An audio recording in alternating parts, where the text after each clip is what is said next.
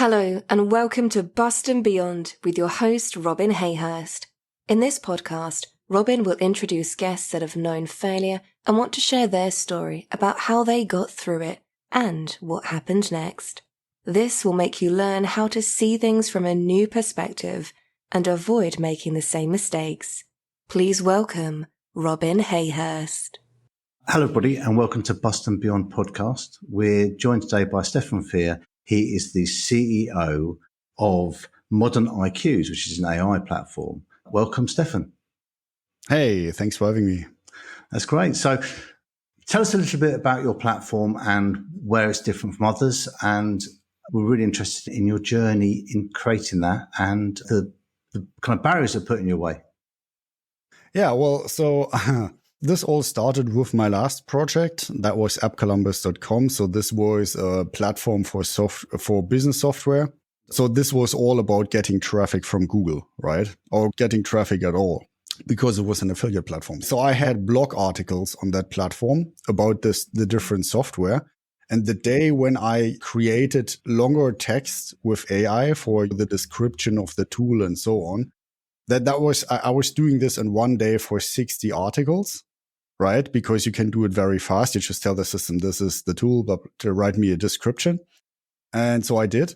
And, almost like on that day, looking at my website a couple of weeks later from Google Search Console, where you see how much traffic Google sends you, you could see that from that day on, the traffic really picked up, like a lot. Like I think I had in the top was 130,000 reach on Google a month. So 130,000 people that saw my website on Google. And that was with 69 articles. So I had 4 hours to create an article back in the day. And I thought if I can get it down to a minute, I can create 50,000 articles next year and be 1,000 times more successful.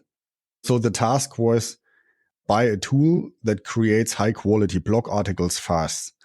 And I was on a hunt for 6 months or something, and I didn't find any. So there are a lot of tools that say we are one-click blog article generators, but in reality, they only do text, or they used to only do text. I'm not sure how it is right now. And creating one article took half an hour. And I wanted a system that takes 10 seconds or a minute. So I started to create my own.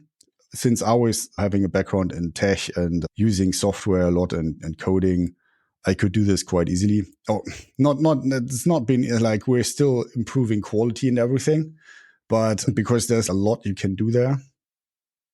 But this is how it started, yeah. So I suppose with basically software, which is a great medium because you definitely learn by your mistakes. You literally build it, run it, take all the mistakes out. Build it, run it, take all the mistakes out. So an absolute great thing for life. It's a lesson for life that, have you ever built a software platform and had it run first time? Well, AppColumn Modern IQs is not we're like in the launch today or tomorrow or like this week with our second version of the platform. So you go on moderniqs.com and then you will have like the first thing you will see is the blog article generator where you can enter a headline and your email and just create an article, and we send it via email afterwards. So it's not the most tools are like platforms where you can do 1,000 things and it takes you 1,000 minutes. But we designed this tool so you can do one specific thing per app. So we're having different apps on there, but the blog article generator is like our main tool because it's just, you can create social posts and so on, but blog articles on average get you 10, 100 or 1,000 times more traffic than social posts. So it's like a one-click solution. You go on there, you don't need to, you only need to enter the headline and press create. So it's designed for small business owners or for coaches, for any website owner that doesn't has any time and wants to blog once a month. So that Google, sees that there's something happening with your website, you get a blog once a month. And our tool is, you can do this for free in 10 seconds. So yeah, not really a platform. It's like a super fast tool. Yeah. Yes. Okay. I totally understand that it's a tool. So Explain to us then. I mean, blogs. I actually don't do a blog, so that's interesting. Might be something I have to think about. So for the average person on the street, they've got a website and they start a blog. Does Google pick that up then? Is there kind of some process for Google to pick that up? There's changes on your website that you're keeping up to date, and therefore it's kind of makes you higher up the rankings as far as SEO is concerned, or how does it work? Yeah. So there's the higher the so the other story why I started this company or why I created this tool is because right on the time when I saw my traffic coming in from Google on my old website, I saw the story around healthline.com. And Healthline, they are creating super high quality blog articles, and they get currently it's around 200 million monthly website visitors. They have some social presence as well, but their main thing they are doing, and they don't spend, as far as I know, they don't spend money on ads. They only create super high quality blog articles and get 200 million monthly website visitors. So this was the goal, is create a tool that automatically creates high quality without much time effort. And the thing is, so when you want to create a blog article that ranks on Google, you have to do hundreds of small things manually, right? And what we did is we automated those small things. So all you have to do is enter the headline, and you should enter. So when you log into our platform, you have another field where you can enter background information. So you tell the system, this is the headline, right? And this is write the article around this idea with those details and this context and so on. And then the system can create a tailored article without, any time effort. If you're using a Mac like me, you can just dictate it into your Mac and it's all done in 30 seconds. Well, that does sound very useful, actually. So again, this is all based around SEO. So that it's optimized for search engines and search engines find it. So anyone really with a website can do a blog.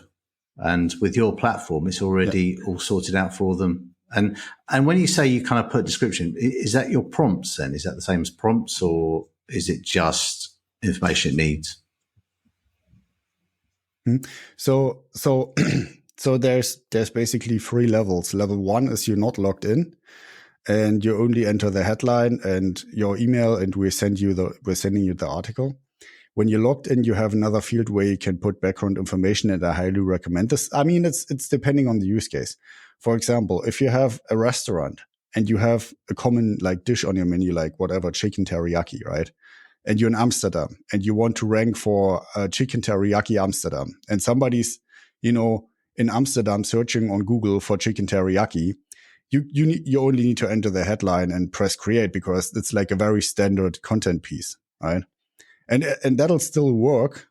The chances of that to work are really high, because if you're the only restaurant in your local area that has, content around this dish and somebody's searching for this dish, your chances to rank on Google are way higher than for somebody who has a website but no content on it, right?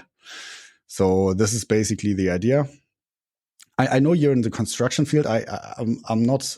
You're in the construction field, right? Yeah, I am. Yeah. So I coach construction companies. So, and a lot of them are not really understanding AI. I mean, there's a few that do. And what comes out is so AI, they're just using it to tidy things up but it's just too fluffy. If you know what I mean by that, it's not. But AI, I think, has got a big role to play in construction moving forward. I think lots of things that AI can do and will be able to do. So I think, any kind of construction business owners now out there that are kind of thinking about growing their company, they need to understand the principle behind AI and how to use it. And actually, it's very plug and play. It's very simple.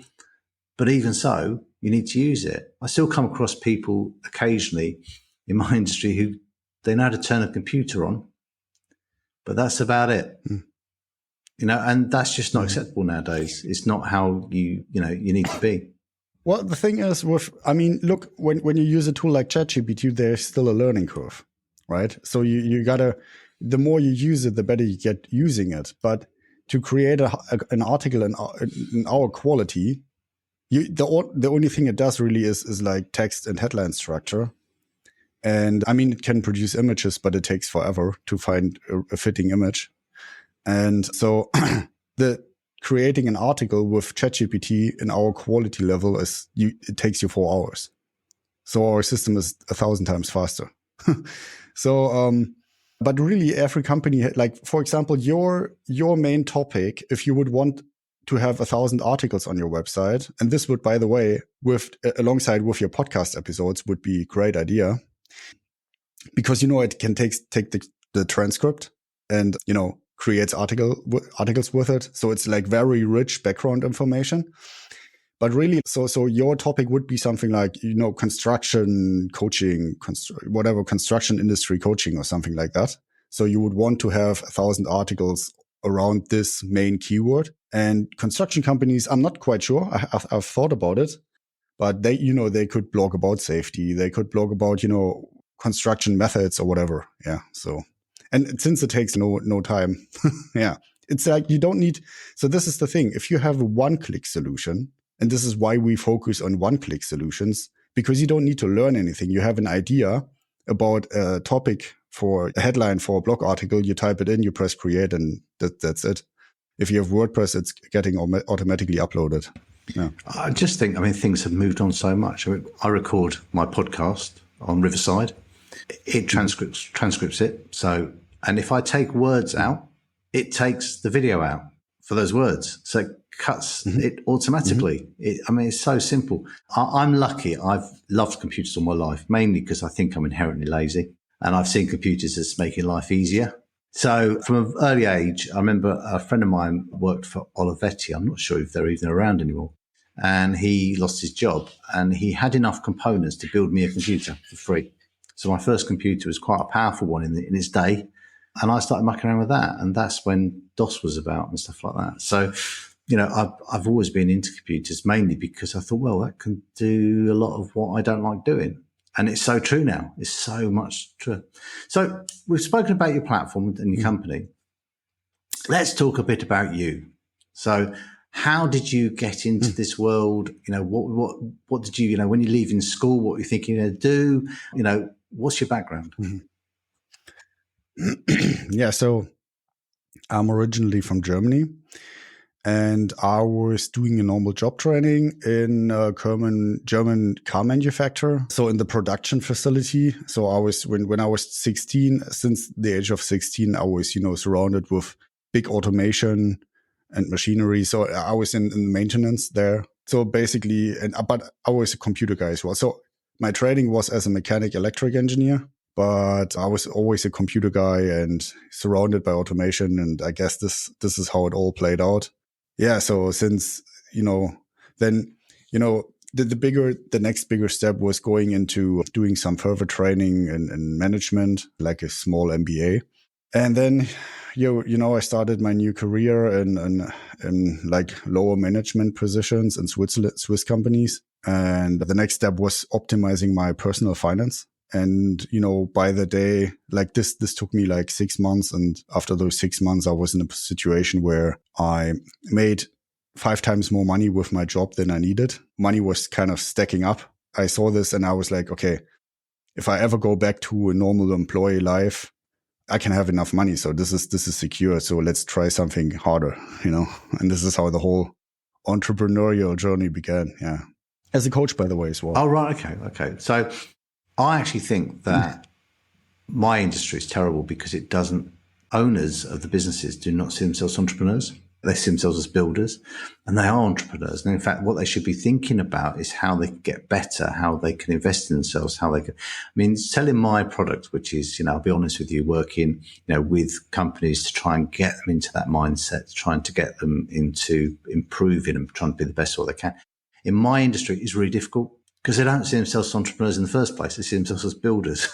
So it takes, the ones that actually start to understand that they need to strive to be the best they can be, and they need to reinvent the wheel, and they need to think about how they're doing everything. They can do so well because so much of the industry don't do any of that. So, there's so much opportunity because people don't see it like that. Look, the thing what I'm seeing very clearly coming very soon now is Tesla robots.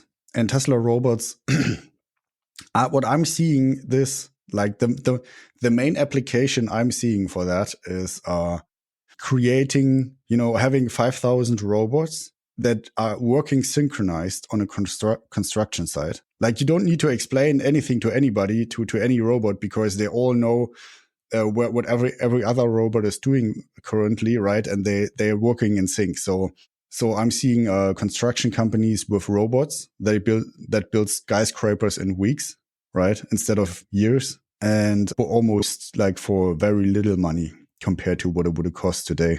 So there's enormous opportunity if you improve yourself, your company, yeah.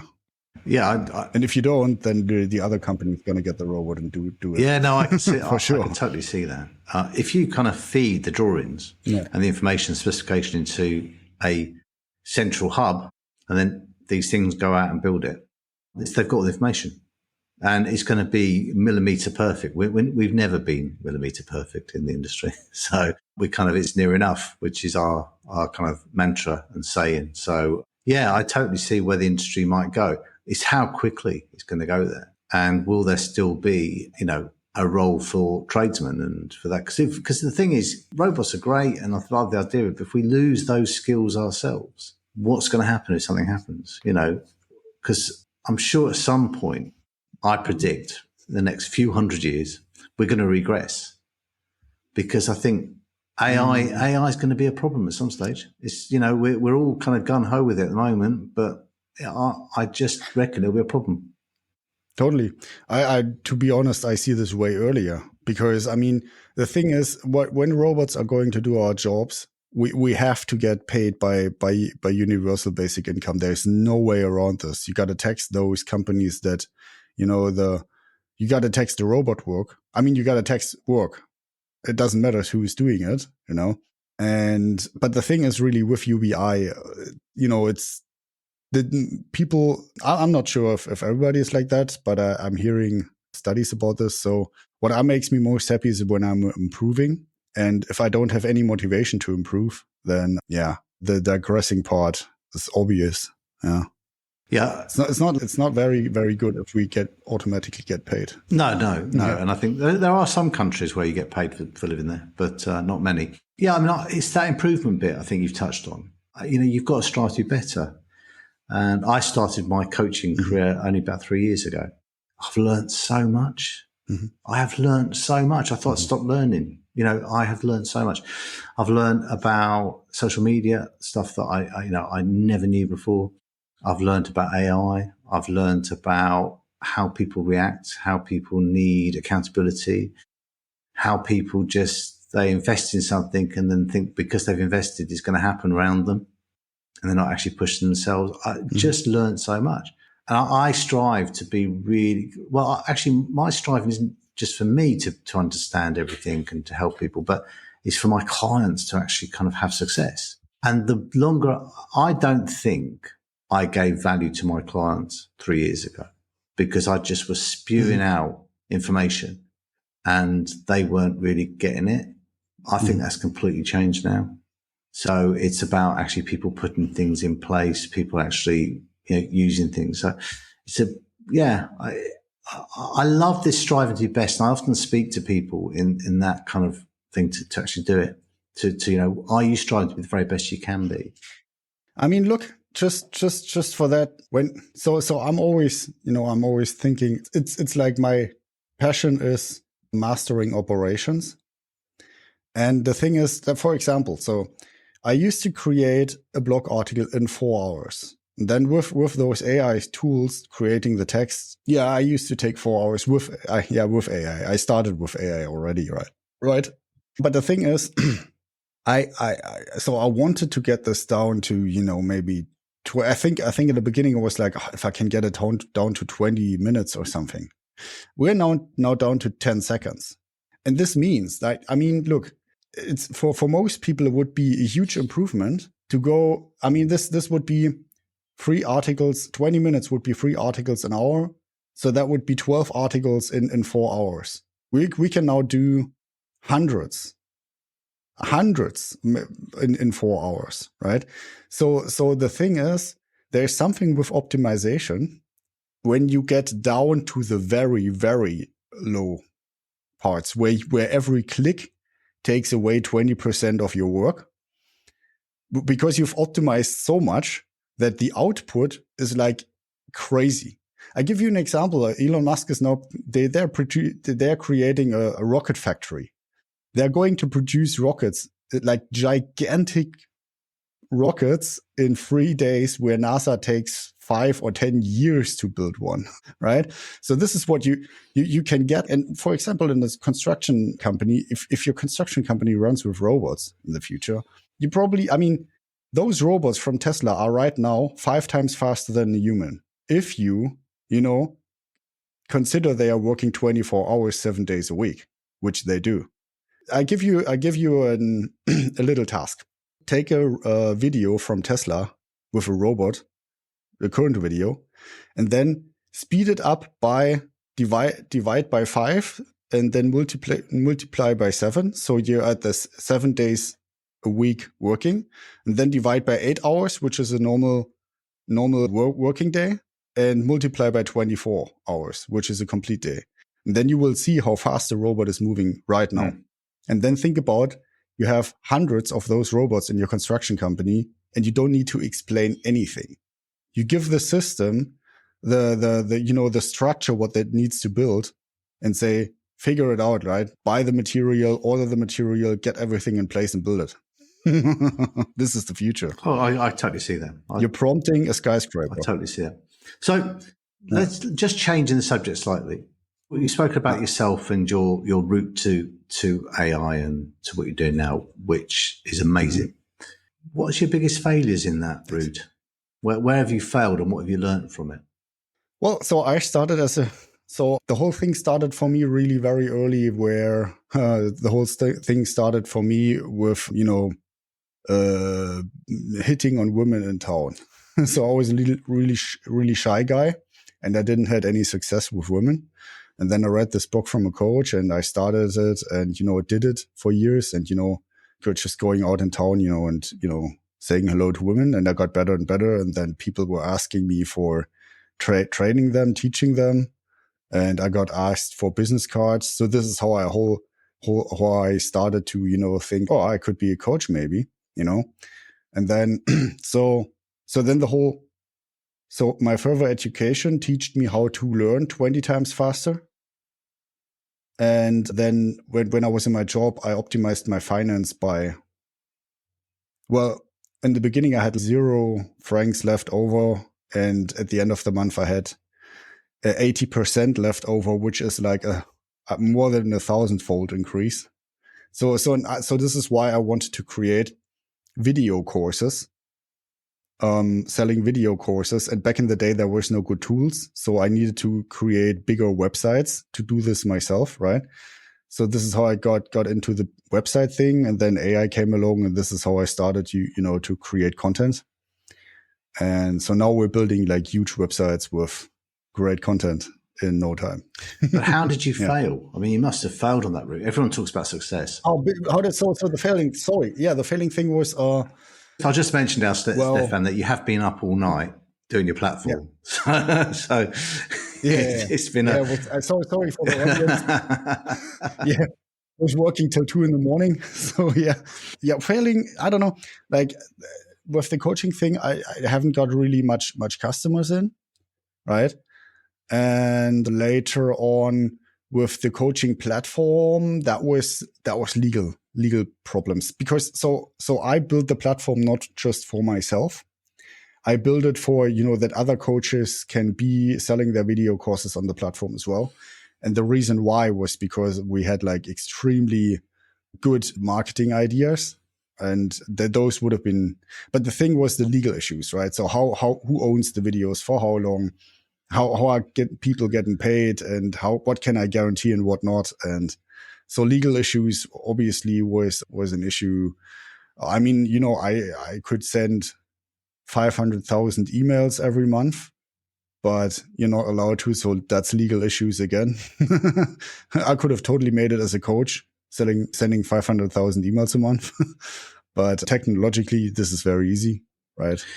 Legally, it's impossible. Okay, so what did you learn from those mistakes, though? So you had legal issues, because I when my company went bust, as example, the first 3 years, I blamed certain individuals. People hadn't paid us.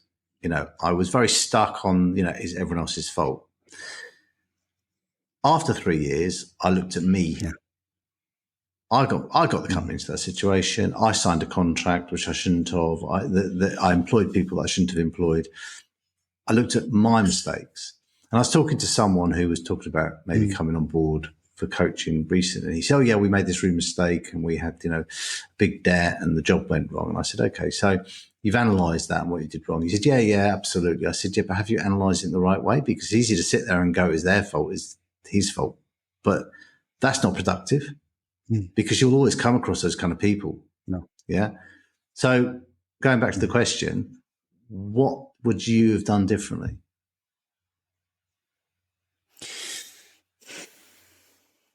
It's a good question. Particularly when you've been up all night. It's a difficult one. No, it's okay. Look, I'm not too sure. So one thing which is still a problem. So there are still some current problems. Look, for the old projects I had. So one of the big mistakes, or maybe the biggest, was that I eventually someone listened to people that told me you cannot do it this way. And I mean, the whole code selling video courses thing was like, I would say my gut's feeling is 90%, 97% done. Something like that. And then I stopped it and created columbus.com, my old affiliate marketing platform. With the affiliate marketing, this was not working for me because, I mean, it's, there's so many reasons why cookie tracking is not working or so on, and you don't get paid. So, and then, the customer lifetime value was low, and I guess every project got more simple and more potent. But it's still, if I would, start over again today, I would definitely not go into the AI business myself, because it's just so extremely rapidly evolving that, I mean, it's such a hustle, just think about, you're the one. 2 years ago, I was the one who was developing himself or the company 1,000 times faster than the average, I would say. And now there are some big players on the market that, are crazily fast. So it's like the AI game is pretty crazy. Yeah. But if you weren't doing AI, what would you do? I don't know. No. This is so this business keeps you up like almost 90% of the entire time a week has. And I don't know, but I would do something that is not transitioning so fast. Yeah, I mean, Mr. Beast went with chocolate bars. Yeah, that's smart. I love my industry. I really do. It's a special humor. It's a special kind of people that are in it. It's been bloody hard, really hard, this industry. But I used to love being on site and getting up early and all that kind of stuff. And I haven't been to a site for a long time. But, I do really enjoy the industry. Would I do anything else? No, but when I grew up, I suppose I had a very closed mind about other things. Number one, I didn't think I was capable. Mm-hmm. I just thought, I didn't do my degree until I was in my 30s because I didn't think I could do a degree. I actually thought I was stupid, which, some people still think I am, but, so I kind of didn't really understand what I was capable of. And I think that was a really sad thing, because what I say to people often now is, you can do anything you like. You can do anything you like. The only person that's going to stop you from doing things is you. And it's a bit like when people say, I want to grow my business. Yeah, well, okay, if you work out why you want to grow your business, you can grow it to whatever size you want to grow it to. There's nothing stopping you. I mean, look, it's not like I crazily admire Elon Musk, but this guy is they are on plan to build a city with 1 million people on Mars in the next decade. You can obviously do everything. Yeah. I mean, so for everybody who's doubting, this is what something because of the scale and because of the sheer that it's actually possible. I'm watching this closely. They are on track. If you doubt that they will do it, you will be proven wrong, which means if another guy can put a million people on Mars, then you can absolutely do everything. Of course. Yeah, you can. And you just got to set your mind to it and work towards it. And people don't believe in themselves. And I see that a lot. And actually to the point where, and they won't get help because it's an imposter syndrome thing, which I've spoken to about a lot on this podcast. They think they can get found out. One of my worst kind of environments to go into is a boardroom. So if I am asked to a company that's big enough to have a board of directors, generally they have to go to the board of directors before they'll get me in. And generally they'll say no. And the reason they'll say no is there'll be at least one or two people on that board of directors who have got imposter syndrome and think I'm going to find them out. They don't know what they're talking about.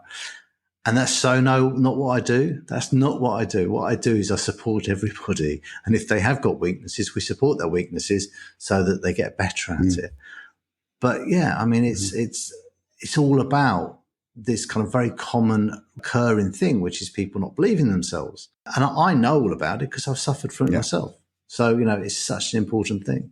And if you look at what's happening in the world today and everything else, there's so much imposter syndrome. Even if you look at, we were talking about Trump before we came on. I reckon he's got imposter syndrome. He's so thinks he's the best thing since sliced bread that he's covering something. He's actually covering something. He can't think he's as intelligent as he thinks he is. I don't understand. Either I totally understand this guy or I don't understand him at all. Those two. It's a very, I've put a couple of comments on LinkedIn and you always get your kind of lovers come out and I don't understand that at all. That's really odd. But yeah, I think he's not that bright. And when you're not that bright and you're worried about it, you keep going about how bright you are because you're trying to convince yourself, not everyone else. I don't want to talk about Trump too much. I'm just saying if all he does is on purpose, then he's actually a really smart guy because it's playing out quite. It's kind of working, he's the presidential candidate again, and he's in a close race again. So if that is all on purpose, if there's a different person behind him that he's not showing because he wants to achieve goals, and this is the way to go to get them, I don't know. Like then it was my biggest wrong call in my life. I totally understand that. And I understand people who think that he is amazing in some ways. But at the end of the day, it's like all politicians. English politics is a bit odd. We've had so many kind of Trump-like leaders who just lie. If I lie, then most people believe me. And those people that fact check me and realize I'm lying, well, there'll only be a small percentage. So the rest will just believe me. And that's kind of politics it's all gone a bit awry. And that's happening in lots of countries at the moment, that people are just taking on this kind of American style politics where you just blatantly lie. No, it's sunny. It's not raining. The sun is out. No, I think it's raining. No, the sun's out. No, it's got to be. So, Anyway, Stefan, it's been really good speaking to you and really interested in you. I am going to go onto your platform because I'm going to start writing some blog articles. So I'm going to, so when's the new platform come out? When can I get onto that one? Maybe tomorrow, 4:00 in the morning. I'll get up specially. It's like, I think it's like the very, very, very last tasks which we're accomplishing. And then you really so for everybody in the audience as well, the point is, if you blog once a month, Google sees that there's something happening with your business and it'll send you more traffic. This is common knowledge. This is like SEO knowledge. Not for builders. And the thing not is, for builders. Builders don't know that's common knowledge. We just know how to build houses. So yeah, that's what I'm saying. So this is search engine optimization, common knowledge. So this is if you ask anybody who knows SEO, they will tell you. And the point is, if our tool doesn't take time and it doesn't cost anything. So it's even if you think it's the most unimportant task, you should still do it. Oh no, I think you're absolutely right. And I've spent thousands and thousands, tens of thousands, on advertising on Facebook and Instagram. And, it just doesn't work anymore because we're so inundated with it. No one's really that interested. So finding other ways, particularly organic marketing. And Rafe Delisle, who came on the podcast a while ago, he's a fantastic young entrepreneur, really doing well at the moment. He's fantastic at LinkedIn articles. And he said something that really kind of struck home. He said, look, he's got a drinks brand, which he's working on, and it's taking a back step at the moment because so much other stuff is happening for him. But he said, look, if it doesn't work organically, if I can't get organic traffic, so much traffic that I can't handle it, don't start paying for adverts because you haven't got it right. And I really get that. Really get that. So, but it's been great speaking to you. Sorry, go on. You're going to make a point. Go on. Yeah, I was going to say the thing just as a last thought is, you don't want to go on when you go on Facebook, you don't want to see ads. You go on Facebook to see Facebook, and if you go on Google, you're searching for something. So this alone is a factor of 100 difference, right? And success. I totally get that. That's why we're focusing on Google. Yeah, good. Well, I'm going to definitely be looking. It'll be changing the way I do things from now on. So, that's brilliant. Well, thank you very much for joining us. It's been really interesting. And thanks for having me. Yeah, and we'll bring this podcast to a close. Thank you. Okay. Thanks for listening to Bust and Beyond with Robin Hayhurst. Be sure to tune in next time and visit his website at robinhayhurst.com.